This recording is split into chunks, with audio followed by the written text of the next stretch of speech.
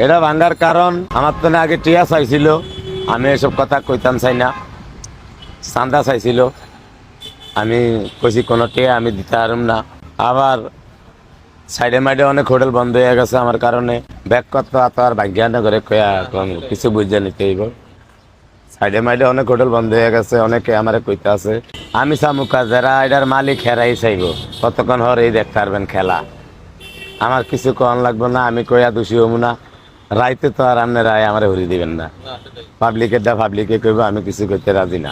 ভুল সহ ধৈরা হইন্দা কাতাল গিয়ে লইয়া গেছে, বড় ভ্যান করে লইয়া যায়।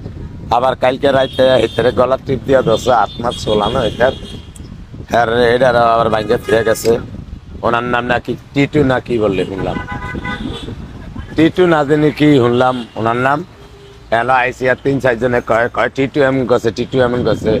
মানে টিটুকে এটা তো আর আমি চিনি না। কালকে রাইতে আমার এক ভ্যানওয়ালা থাকে এনো বুড়া চাচা, ওনার কেউ নাই। ওনারে এনো আমি রাহি 3 বেলা খাবাই। আবার বাজার হদাই করে আইনা দেয়, ফেলেট মেলে টাকিয়া দেয়। সেইভাবে হারে আমি 200-300-400 করে টিয়া দিই। আবার এনো থায় আমার উপকার হয়।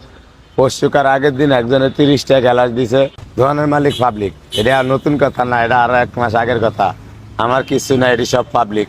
টাকা পয়সা বেচা কিনি যাওয়া হয় সব পাবলিক। এখানে আমি তো কর্মচারী, আমার হাজিরা নেই, এটা নতুন কথা না। এটি আগের এই রোয়া। আপনি গাছ রুইলে আনা ফল খাইতে পারবেন, আমার তো এটি আগের এই রোয়া।